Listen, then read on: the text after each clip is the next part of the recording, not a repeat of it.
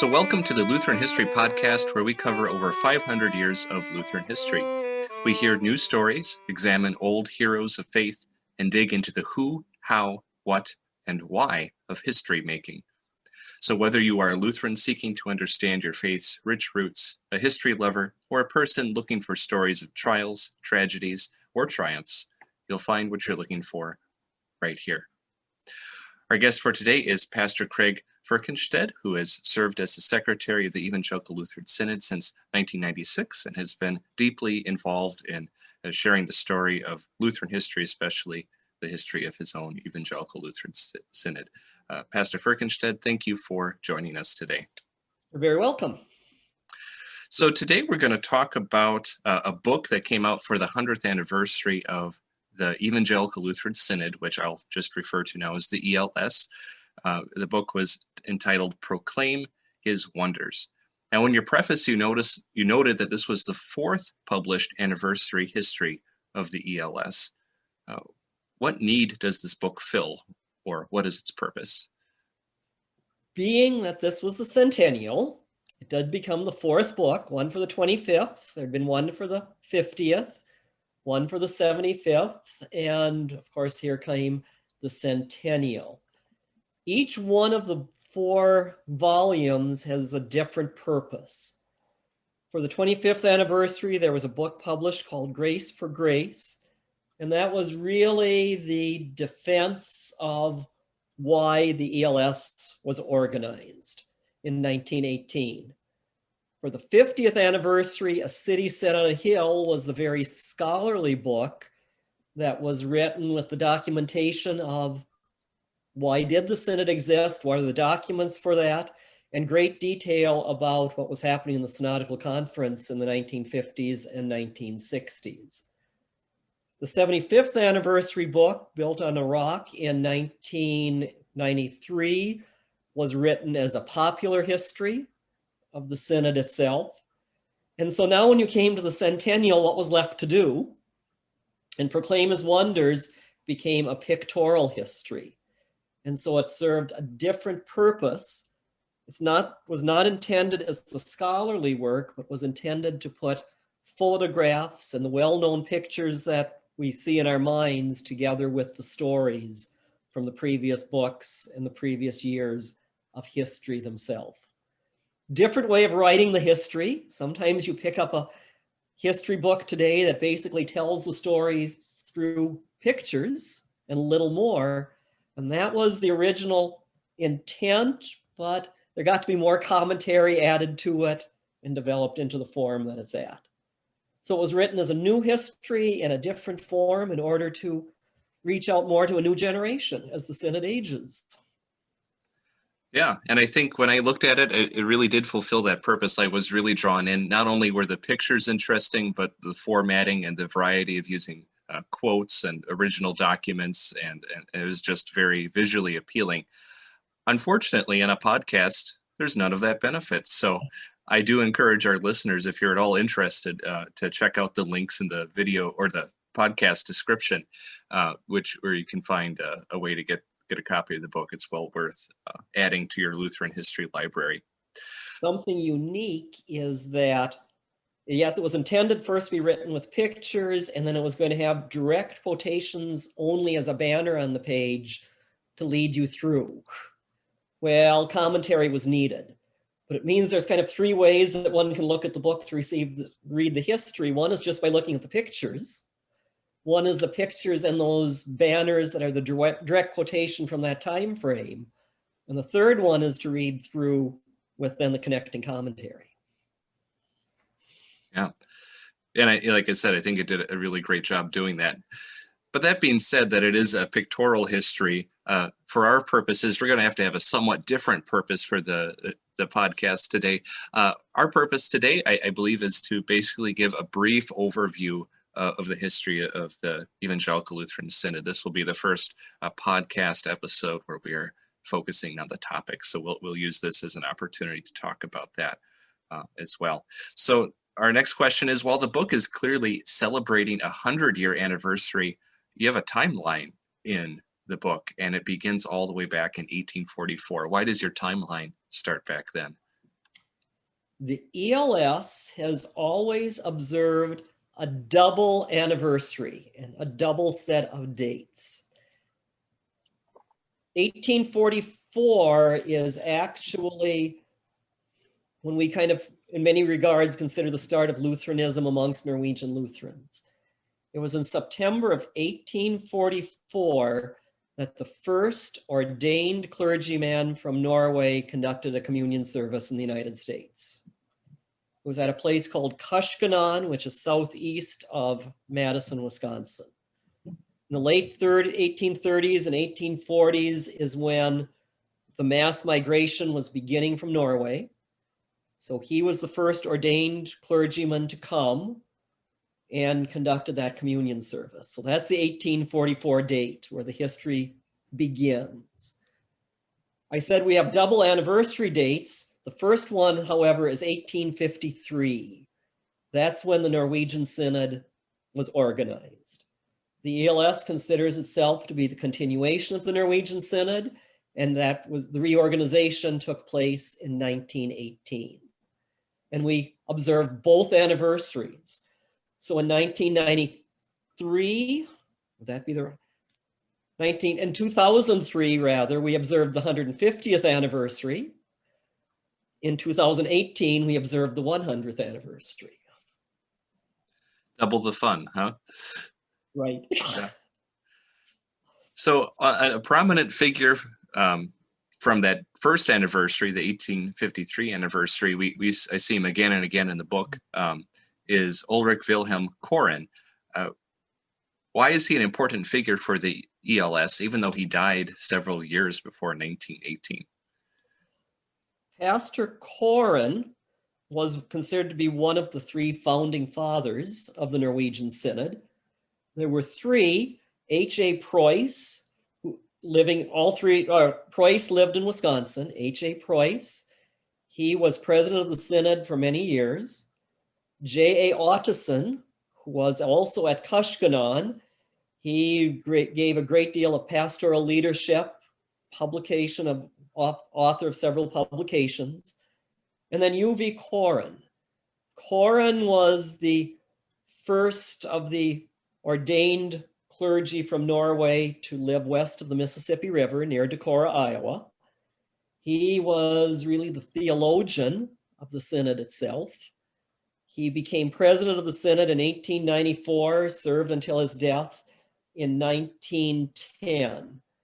But it is he who exerted a great deal of leadership, a great deal of direction for the old Norwegian Synod. He is held in especially high regard by us in the reorganized Norwegian Synod, or the ELS, because in the years leading up to his death is when the talk was of the merger that would end the Norwegian Synod. And he is of the three is the individual who was still living and spoke very firmly that any merger had to be on a firm doctrinal basis of God's word. So our next section then is, what are some of the milestone events in the history of the Norwegian Synod prior to 1918? The Norwegian Synod itself existed only, 64 years? So it was not a long-lived body. In its day, it was comparable or larger than many of the synods that were around it. But of those important dates themselves, the early Norwegians, when they arrived here, first of all needed a place to train their pastors. They realized they were not going to get support from the mother church in Norway as they had hoped. And so they began investigating. They began the process for doing that. 4 years after the synod was formed, they reached an arrangement with Concordia Seminary in St. Louis. So 1857 became a very important date as seminary training began there and continued in St. Louis for many years. The start of the Civil War, however, prompted the implementation of a dream that the synod had had, and that was the establishment of their own college. And that became Luther College in Decorah, Iowa in 1861. And that became the premier school of the Norwegian Synod itself. Then you continue onward, and the Synodical Conference was formed in 1872. The Norwegian Synod, along with Missouri Synod, Wisconsin Synod, Ohio Synod, all became charter members of that Synodical Conference, which was the unifying effect at that point in time. But things continued to march onward. 1876, a seminary was formed. Today, maybe not today so much, but it became known as Luther Seminary. And it was first established in Madison, Wisconsin, as I said, in 1876. It then moved to Minnesota, and after 1917, merged, and today is a part of Luther Theological Seminary. The big event, however, that took place in the Norwegian Synod, or that we remember in particular, would be the election controversy. And that was in the 1880s. And that was a very divisive element within the Norwegian Synod. It went throughout, the controversy raged within the Synodical Conference, but did not have great effect in either Missouri or Wisconsin synods. But Ohio Synod withdrew from the Synodical Conference. The Norwegian Synod also withdrew, but the reason for the withdrawal was not that there was a disagreement in doctrine with Missouri and Wisconsin synods, but rather the Norwegians wanted to deal with this internally. They hoped to keep it from dividing the synod, which they were not successful in, but also wanted to have the discussion in the Norwegian language that they figured would be very beneficial to them. As you're well aware, there were two thoughts of eternal election that floated about, we'll say, at that point in time. The one is that of the formula of Concord, that says that our election, that our salvation is completely by God's grace alone in Jesus Christ. But there was a second view that became known as in view of faith. That was a terminology that was used by John Gerhardt, amongst others. But amongst Norwegians, it was a man by Erik Pontoppidan, who had written the most widely used catechism in Norway, and by deference then by the Norwegian Americans in the United States. And he explained that our election to salvation was in view of faith. That was not intended to be in contradiction to what the formula of Concord says, but rather was seeking to explain how God preserves us in faith until the end of our life. And so it was a different way of saying our salvation is by God's grace in Christ alone. Unfortunately, in the 1880s, especially among some in the Norwegian Synod, it became misused to say that human attitude played a factor in all of this. And so there was a question being said, well, is our salvation completely by God's grace, or do sinful human beings somehow play a part in our salvation? And it was misused within the Norwegian Synod, of erupting with this election controversy as it has been known since that point in time. Within the Norwegian Synod, by the time the dust had settled, about 1/3 of the congregations were gone, 1/3 of the pastors were gone, and most of the remaining congregations were divided. And so to this day, if you were in any town that has Norwegian heritage, you will often find 2 Norwegian Lutheran churches. And they may come from that time frame, and they may be standing side by side.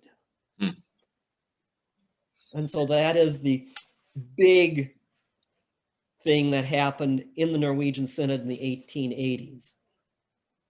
The Synod very quickly, however, did regain the size that it had had before the division itself. Immigration was still going strong and the numbers were there. There was always hope that that breach within the Norwegian Synod and the group that had left would be healed. And there were free conferences that were held. There were formal discussions that were held from 1905 until 1910, while Koren was still living. It is Koren himself who said these discussions haven't led to any fruitful result. It's time to end them all.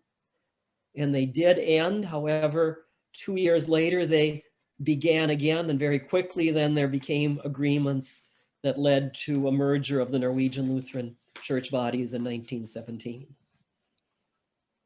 And with that, we no longer had Luther College. That entered the merger church body. Luther Seminary itself merged with Luther Theological into Luther Theological Seminary, and then becomes a whole new story and a new beginning. So a follow-up question then, maybe just to understand a bit more, why did Norwegian American Lutherans want to merge together? You know, it wasn't possible to be one body previously because of doctrinal issues mostly, but what gave them that push to come together? There were three main strains of Lutherans in the United States. The Norwegian Synod, of which we consider ourselves the successor, was the Orthodox body, trained clergy, formal worship service. On the other extreme, there was a group known as the Hauge Synod, would be the followers of an itinerant preacher in Norway. They did not espouse an educated clergy.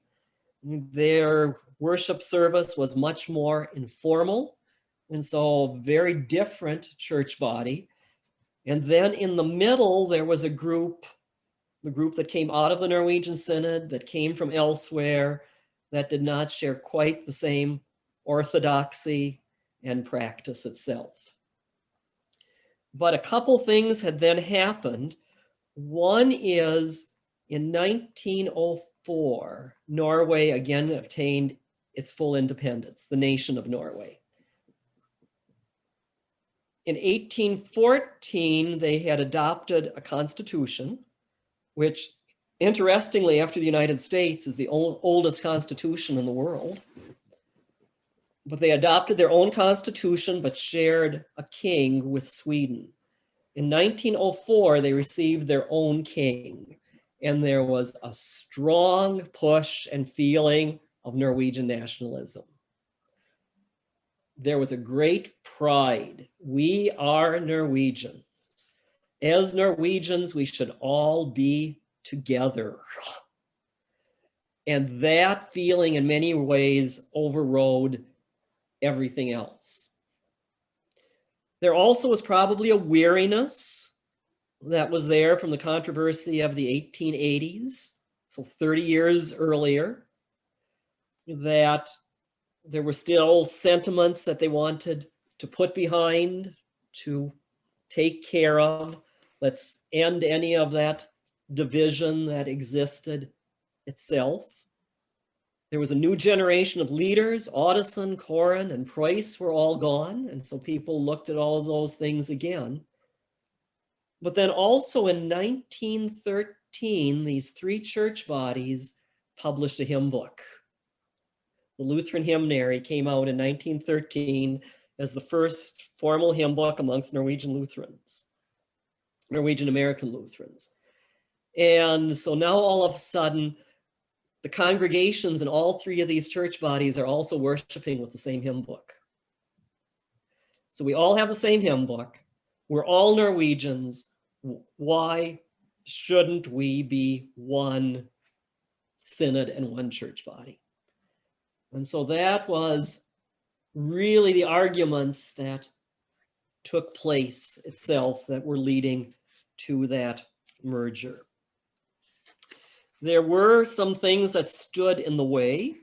There had been doctrinal divisions between those three church bodies, but they had found agreement very correctly with things such as absolution and what about lay preaching.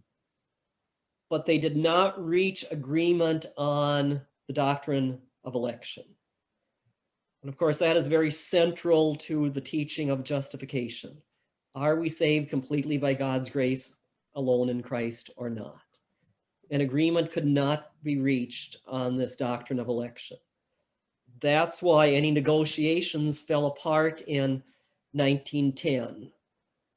But in 1912, new committees were elected, and very, very quickly it happened that an agreement was reached between those church bodies. It was February 1912, it was in Madison, and it is said that the three synods had their church bells rung throughout the nation in unison, just in celebration of the fact that agreement had been reached. You tell, I think, an interesting anecdote in the book. I think it's at that 1912 meeting where it's very clear the goal, the purpose of them getting together was to make a union happen no matter what. I think, did they literally lock two people in a room and said, you're going to stay in there until you could find a way to make this election controversy no longer an issue? That's the story that is told, that they took these two guys and locked them in a room and said, don't come out till you found an agreement for us. Yeah. Kind of putting the horse before, or the wagon before the horse there, I guess would be one way to put it. Now, there's a Norwegian word, and I promised to practice this before this. Mm-hmm. It's called the opior. Did I say that? Very good. Satisfactorily, okay. What does that word mean? And is that the settlement, or is that the agreement, or is that the word that means merger? It is the word settlement. Okay. Because there was really no agreement with it. Everyone did not agree when it was done, but they settled accounts, so to speak. The word itself is still used in Denmark, Danish and Norwegian being very similar languages, and it's an accounting word that simply means to balance the accounts. And so that is what they were doing at that point in time, was taking these two different views of election, God's grace in Christ from eternity, or in view of faith and what our attitude might be towards the gospel and the work of the Holy Spirit. And they settled the accounts by balancing them and putting them together. And so that's really what took place with opior. We often in the ELS do refer to it as opior. The settlement is just as good of a term for it. All right.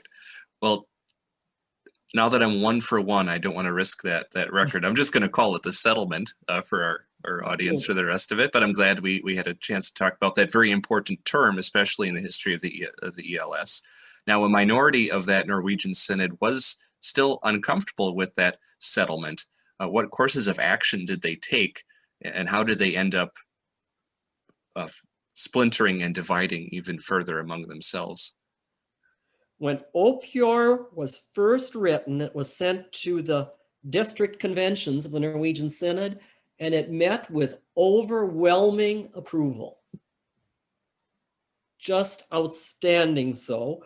And the Synod leaders also assured the members that the teachings of the Bible, of the confessions of the Norwegian Synod were well being preserved with opior. But while that same thing was happening, leaders in the other synods were saying, wait a minute here, that's not right. The Norwegian Synod teaching is not being heralded solely here, but our position still holds true in view of faith. And so it was seen that opior was not the great document that it was heralded to be. And so there was a very large minority, about a third of the Norwegian Synod and pastors, that eventually were protesting against it. They weren't opposed to the merger, but they did not want it to be on a false doctrinal biblical basis. And so they petitioned that the document opior would be corrected. They made substitute motions at the Synod convention. They kept bringing this up in repeated ways over and over again. We even had a pastor near Madison, Wisconsin, who began a private publication of a periodical to draw attention to all of this. And so that movement for a while continued to grow. And then all of a sudden it shrank. What happened there was some weariness that set in also, but it was obvious the merger was going to take place. This was the majority votes that had taken place. The minority itself was probably going to withdraw from the synod and not merge. And so finally there was, we would say, a subcommittee met in Austin, Minnesota, in order to deal with this. And there an additional document was written. That's the one that's known as agreement. It's called the Austin Agreement. And the Union Committee and representatives from the minority reached this agreement that the minority could enter into the merger on the basis of their own doctrine. Okay, that is what was said, but they said we cannot change Opior because the votes have already been taken, and that's the legal document of agreement. So really the Austin Agreement did nothing. But the counsel that was given to the minority said, this is a chink in the armor that the majority, that the other synods are acknowledging the correct doctrinal position of the Norwegian Synod and remain and fight as long as you can. And so that is what their intention truly was. But when the minority met, they had somewhat of a semi-formal meeting in January of 1917. The majority of them said, no, the Austin Agreement answers our concerns. We're entering the merger. And so what had been quite a large group in the Norwegian Synod now became a very small group, and ultimately became less than 24 pastors a year later. I think the line in the book was, they're tolerating us, but that means we have to tolerate them. And I think that was their issue, correct? That became then the bottom line. Yeah. And not them as people, obviously, but tolerate what they would see and we would see as false doctrine. Yeah. Yes. So that was early 1917. Do you want to take us through what happened in June of 1917 and how things progressed from there? So in June of 1917, these three church bodies, the Hauge Synod, the United Church, which was the central body, and the Norwegian Synod all merged together. This has been recorded as the greatest celebration amongst Norwegian Lutherans in North America. The tiny minority was still there for the last meetings of the Norwegian Synod. They did protest until the end, and then they met privately and determined to continue in the teachings of the Old Synod.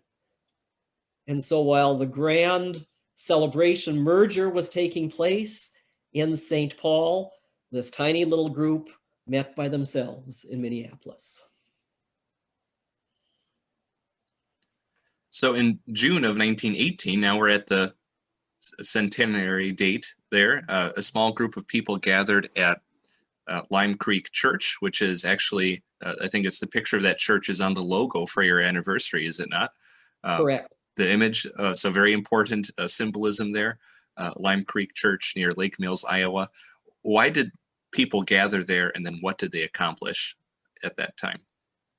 First of all, they gathered there to continue the work of the Old Synod and to lay the groundwork for that. But it's very interesting why they were at that particular location. The Lime Creek Church building is southwest of Albert Lea, Minnesota. It is just about 1 mile south of the Minnesota border. It is said that the congregations were so in turmoil who wished to continue in the old Norwegian Synod teachings and practice, that there were very few places that could host the convention. And of course, the schools, the institutions, everything was gone. When I was in the seminary, President Auberg made the comment that there were only 3 locations in the nation that would have been strong enough to host the convention. One was Lime Creek here in northern Iowa. The other would have been the Jericho and Saudi congregations in northeast Iowa. And that happens to be my home parish where I grew up. And the third one would have been St. Mark's Lutheran Church in Chicago.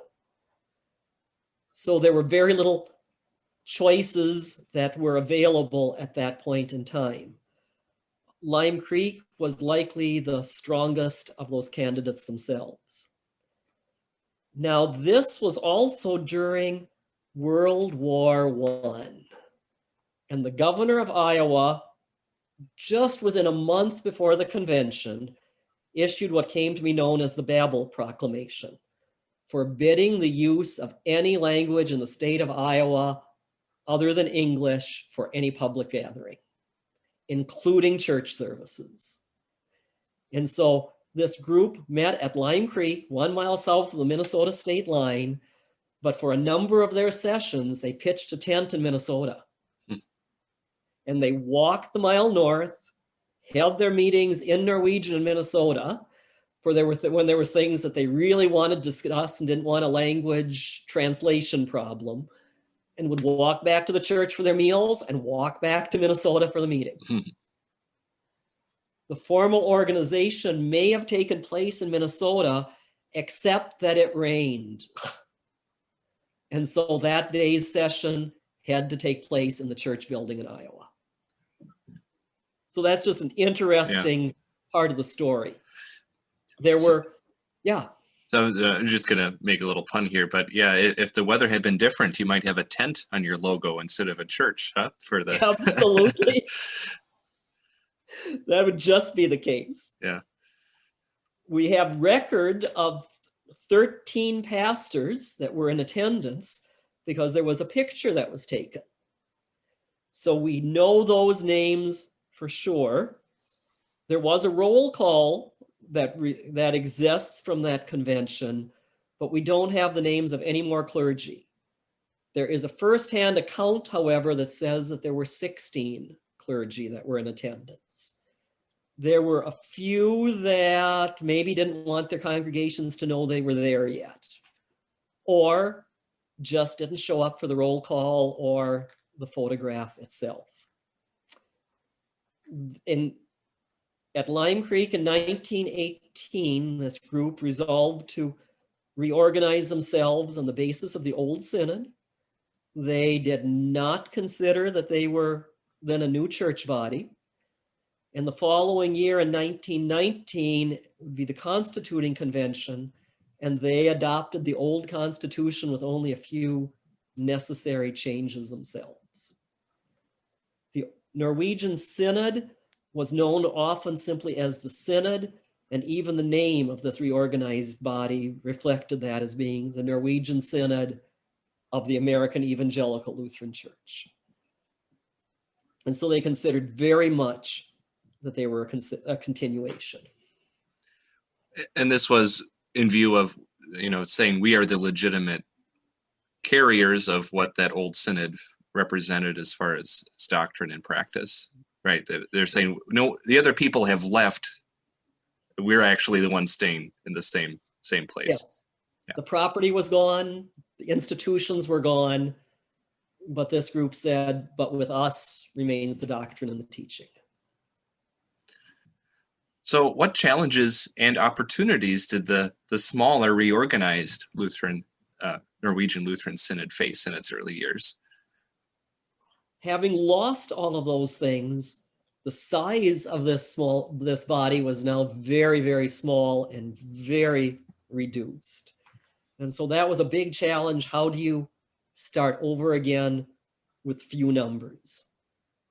No college, no seminary, no high school. Many of the congregations that existed were minority groups of other congregations that had entered into the merger itself. Some of them had also lost their church buildings. And so it was beginning over again, really with nothing. The group became known, it was even ridiculed, and this would have become a challenge also, as the Little Synod. And where today that term has become almost a term of endearment, but that was not the case for the first half of the reorganized synod's history. The president of the merged church body at one point in time denigrated the ELS by saying, they are such a tiny little body. They are just a little synod and don't even deserve to exist. And so the term Little Synod or Little Norwegian Synod began to be used by those outside of the ELS as a derogatory term itself. And the ELS was small. It was so tiny that in our synod reports, they didn't even print any statistical information for the first 10 years so that no one in the public would know how tiny this church body really, really was. And so those were challenges that existed, but a little bit different in that we, of course, had the message itself that had existed through the Norwegian Synod, the message of the gospel.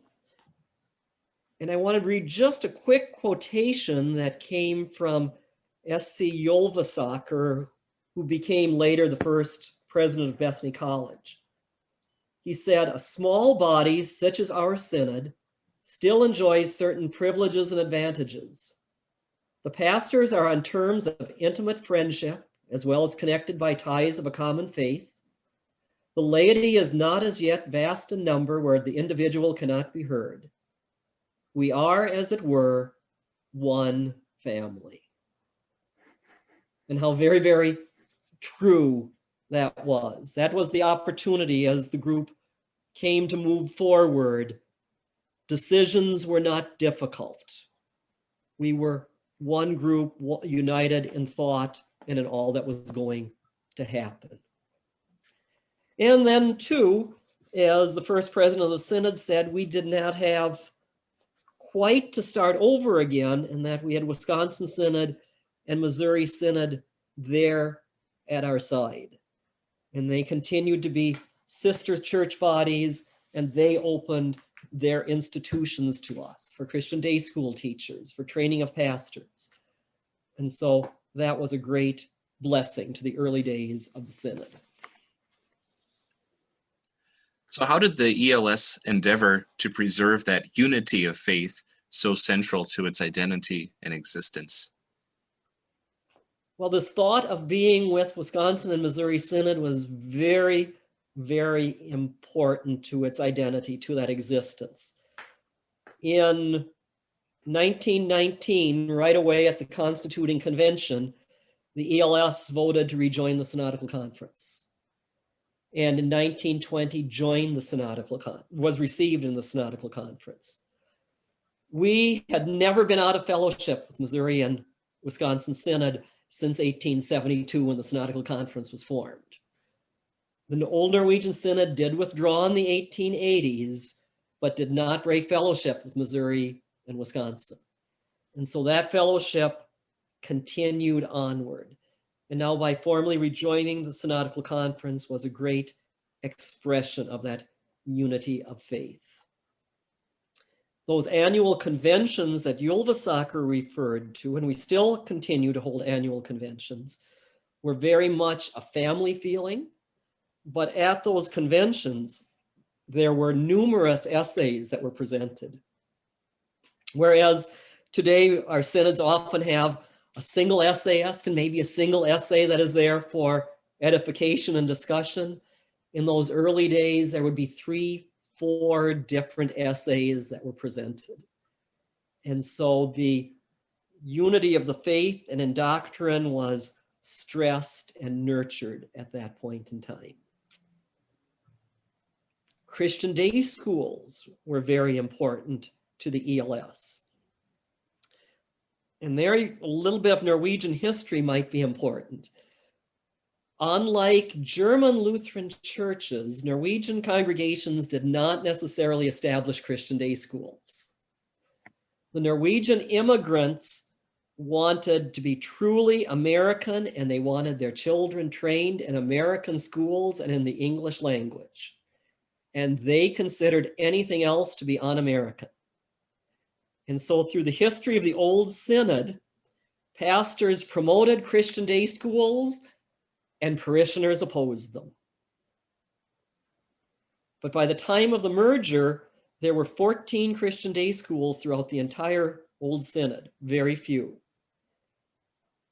Quickly after the merger, of those 14, 11 of them went into the merger, 3 of them with congregations that did not enter the merger.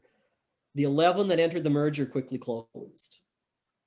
The ELS continued with the Christian day schools still in existence from the Old Synod and sought very diligently to enlarge that number of schools.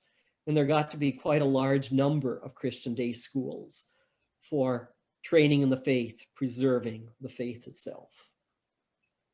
And then an interesting story comes with the publication of the Synod, which was in Norwegian, the Lutheran Tidende, in English, the Lutheran Sentinel. And that was issued twice a month. And so members had quite constant communication and contact with the Synod, what was happening with doctrine, with teaching. But in the Old Norwegian Synod, the name of the publication in Norwegian was Luther's Kirketidende, Lutheran Church News. The ELS could not continue to use that name, even though the paper no longer existed. And so they had a tricky little thing that they did, in that they called it Lutheran Tidende, Lutheran News, but put a picture of a church between Lutheran and News. So if you would read it with the church building in it, you had Lutheran Church News, the same as that of the Old Synod. While by copyright or legally, you weren't using the name. So the Sentinel became a very, very important means of contact and a unifying element for the Synod. Now you mentioned that there was some connection and support from the Wisconsin and Missouri synods in those early days. Do you have anything else you want to say about the relationships with other Lutherans as they were moving away from their fellow Norwegian American Lutherans? What did that landscape look like? This was also right, remember 1917, 1918, we're right at the end of World War I. And so in 1918, the National Lutheran Council was formed. And what occurred with the National Lutheran Council is the large Norwegian body that had been formed in 1917 entered the National Lutheran Council. And that also included then members of the more liberal Eastern Lutheran synods of the United States. And for the minority then that formed the ELS, this simply confirmed in their minds that the Norwegian merger of the year before was really based on unionism and not on true agreement in doctrine. And so any distinction that had existed before that time became very, very clear, with here stands the Synodical Conference on one side and congregations belonging to the National Lutheran Council on the other, and there got to be a very distinct line drawn within Lutheranism. At this point, we'll take a break from our interview today and take up part 2 in 15 days. So far, I hope you've enjoyed this look at a brief history of the Evangelical Lutheran Synod.